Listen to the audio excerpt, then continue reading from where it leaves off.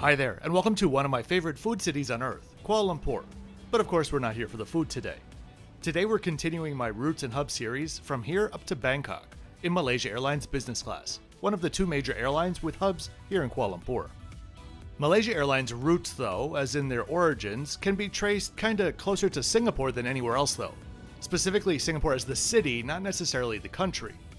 Malaysia Airlines and Singapore Airlines grew up together and split apart when their priorities shifted into opposite directions.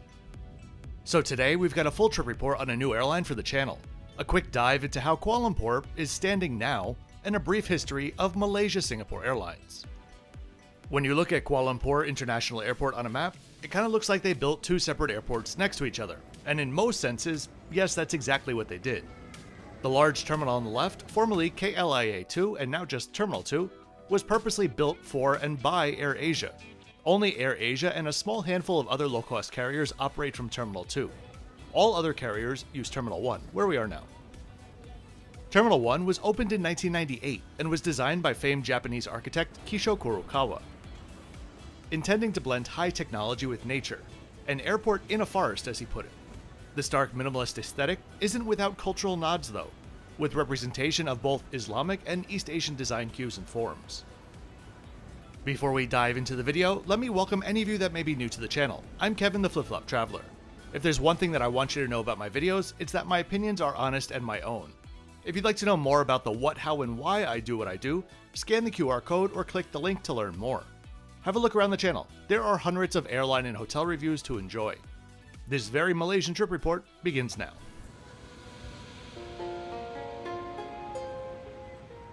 I suppose we could say this about most airports, but especially here, the experience at Kuala Lumpur International Airport is very much dependent on the time of day that you're flying.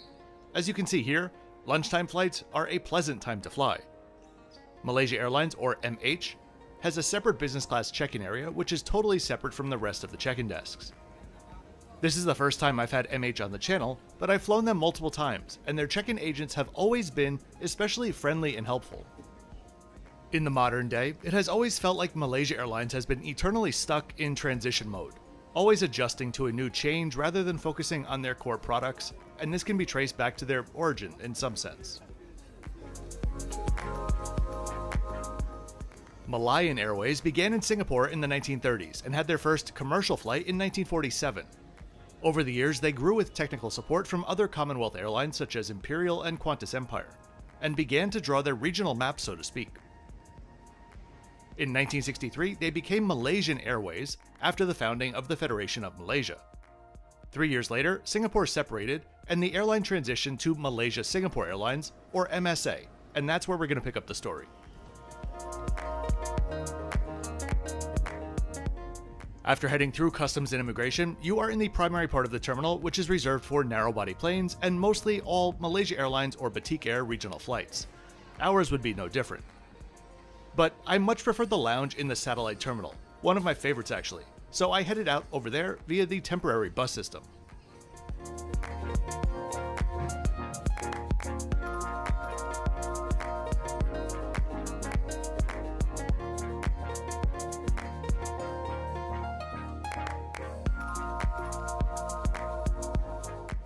By this time, the airline was operating DC-3s, Super Constellations, and Viscounts from Singapore and Kuala Lumpur to a variety of regional hubs in Southeast and Southern East Asia. Soon after the transition to MSA, the headquarters were moved to Singapore, and they began expanding their route map like wildfire, also bringing 707s and 737s into the fleet.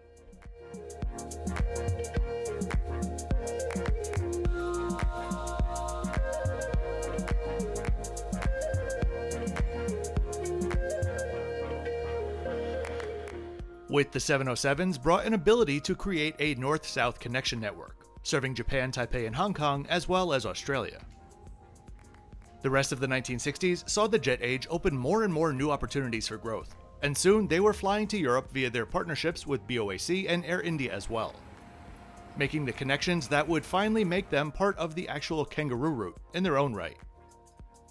At the same time though, they were focusing on another very specific aspect of their business, a legacy that endures at both MH and SQ to this day, the onboard crew. The crew, or more specifically, the Singapore girls as they called them, became central to the MSA brand and were consistently highlighted in advertisements specifically about Europe to Australia flying. Quote, "First, the warm facts. Our stewardesses start their training about the time they leave the cradle. Naturally, because there's a tradition of gentle attentiveness in our corner of the world. When our girls smile, they mean it. For them, a training school is more like a finishing school. That's why our graduates have a subtle charm that can touch even a heart of alabaster." Unquote. Certainly the word selection and tone would change in today's age, but you can very much see how that same focus on hospitality lives on today, at least in theory, in both of these carriers. By 1972, Malaysia and Singapore were having the "it's not you, it's me" conversation, and they went their separate ways. Singapore wanted to focus on international flying since, well, they were a city-state, whereas Malaysia, out of necessity, needed to develop its domestic and regional network. Malaysia Air Systems emerged. At the time, they were based at Subang Airport in Kuala Lumpur. This is the same quote-unquote secret airport I flew into on Firefly, an airline owned now by Malaysia Airlines. Not quite sure if it's an airport in the forest or if the forest is in the airport, but this central outdoor atrium has always been one of my favorite parts about the satellite. Especially, well, when you're inside and it's pouring outside. So, a breakup is what put Kuala Lumpur on the map, in the aviation sense at least. KLIA, where we are now though, is quite a ways out of the city center. I used to joke that the flight from Saigon was quicker than the grab ride to the city from here. Currently, MH has a fleet of 77 aircraft with 44 on order.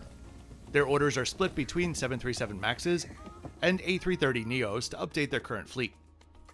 With those aircraft, they fly to a current 52 international and 16 domestic markets. With their long history though, it's always been interesting to me, and perhaps a sign of how much things have changed, Emirates, that there are over 90 airports that they used to serve which they no longer do, including the likes of JFK, Newark, Honolulu, LA, Edinburgh, Manchester, Karachi, Rome, Zagreb, Buenos Aires, and many more. Another bit that I've always been focused on, for some reason, has always been how different the markets are from here and from Jakarta. I've always loosely compared the airports in my mind for their much more regional networks than their neighbors in Singapore and Bangkok. But once you really look at both of their airports' networks, you can really see how strong Malaysia's connections with China and India are, especially compared to Jakarta, which does have a busier airport, but simply because of the tremendous domestic market.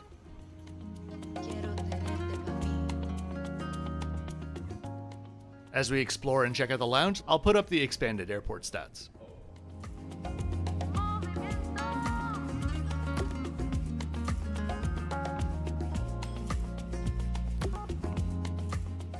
So this lounge, I've always loved it for its selection of many seats along these windows looking out over the tarmac. There were certainly some times in the past few years when the experiences in here weren't what they used to be. But this visit is the first time I felt it had brought itself back to its pre-COVID self, food and service-wise. So, how's the video so far? Enjoying it? So go ahead and click the like button. No, go ahead, I got time. Yep, okay, good. So clicking that like button and subscribing really is the best way to support a channel, at no cost to you. But some people like to spend, and who am I to judge what makes you happy? So I also have a Patreon and channel memberships for you to check out if you'd like. Whatever you choose, thanks very much for watching, and if you have any constructive feedback, questions, or glowing reviews, as always, leave them in the comments.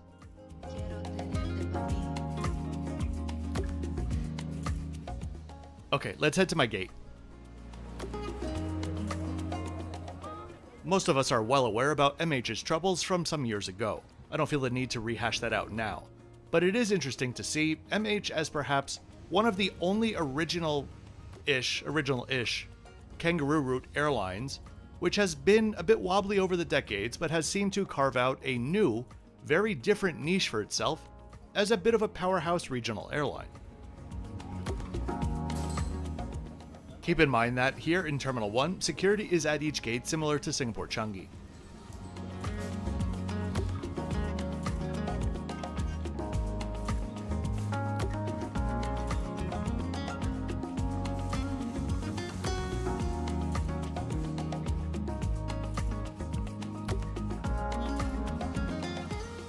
boarding, well, it made me feel like I was home in Newark flying to Orlando.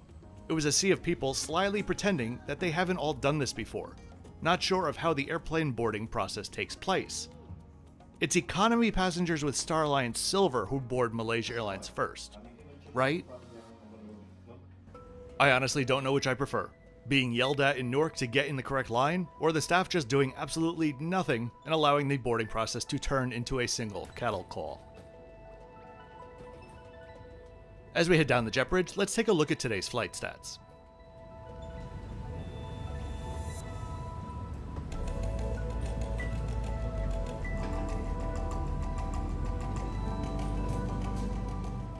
Once on board, I was pleasantly surprised to see I got a 737 with the new business class interior.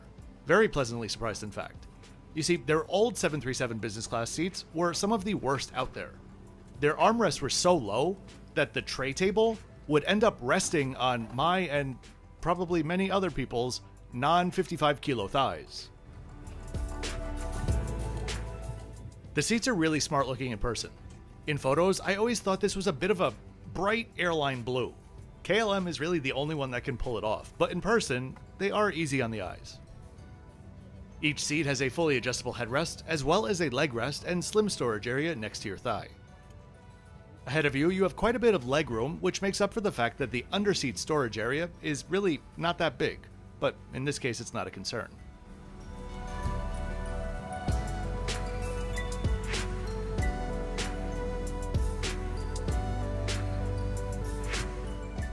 The only thing that is a concern though is this tablet holder. Perhaps I'm not smart enough to operate this thing correctly, but if that's true, everyone on my flight was in the same boat. Be very careful. Your tablet or your phone will stand up nicely until the person in front of you reclines their seat, at which point your beloved iPad becomes a weaponized projectile. I mean, it will fall. There's a water bottle holder in front of you, as well as an itsy bitsy cocktail table which unfolds from the middle. Just before pushback, non-alcoholic drinks were passed around by the very friendly crew. Note that MH doesn't serve alcohol on regional flights under 3 hours. That there was me pausing so that you can write your comment about how you won't fly an airline that doesn't serve alcohol. Anyway, they do however serve food. Once again, more on that in a bit. If you'd like to follow along with my Routes and Hub series, retracing the original kangaroo route from the 1920s, I'd suggest watching my intro video if you haven't already, or checking out my playlist for the series via the QR code or links in the description. We push back, followed by the manual safety demonstration.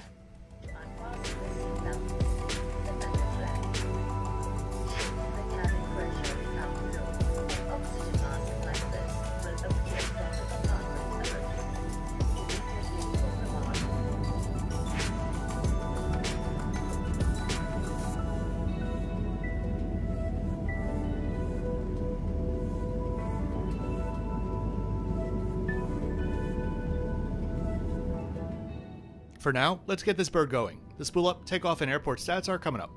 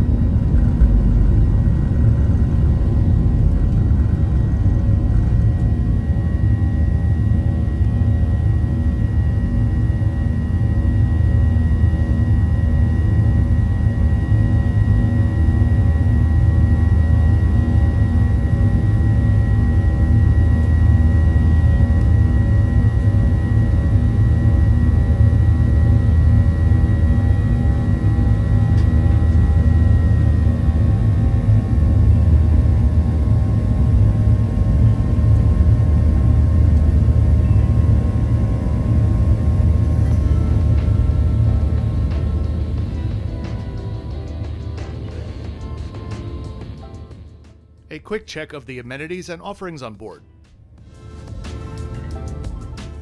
The pillow was a bit lumpy, but a good size for a short flight like this. There was also a pretty substantial fleece blanket available.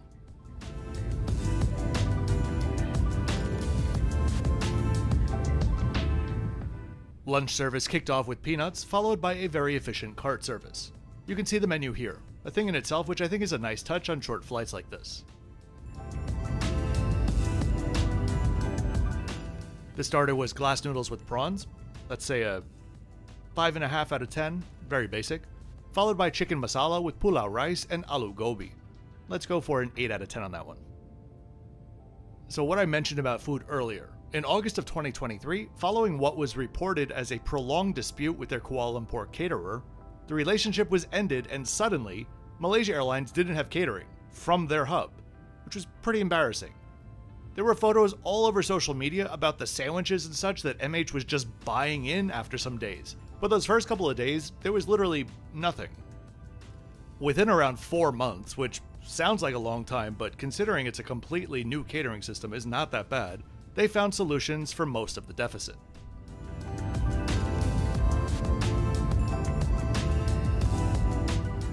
For entertainment on board, there is Wi-Fi that will allow you to access their entertainment system, which was well laid out and had a decent selection of titles for short flights like this, as well as an excellent moving map. Soon enough, we were wrapping things up as we crossed the Thai coastline and entered our approach pattern to land at Suvarnabhumi from the north. Overall, it was a very pleasant experience today. I'd say maybe my best experience that I've had on Malaysia Airlines. There were simply no hiccups besides the messy boarding process. Check-in was easy, in-flight was comfortable, the onboard crew were warm and hospitable, the food was good, flights were on time. It's hard to really find much to complain about today. And I like that. This part of the world is still recovering from COVID. Travel levels are still 10, 20, 30% below what they were before, depending on the market that you're in. But in a post-COVID world where things seem to be stabilizing, I'm hopeful that Malaysia Airlines can find their footing as long as they keep their focus on a strong regional presence, instead of any of that former A380 let's fly everywhere crap. The airport stats are coming up.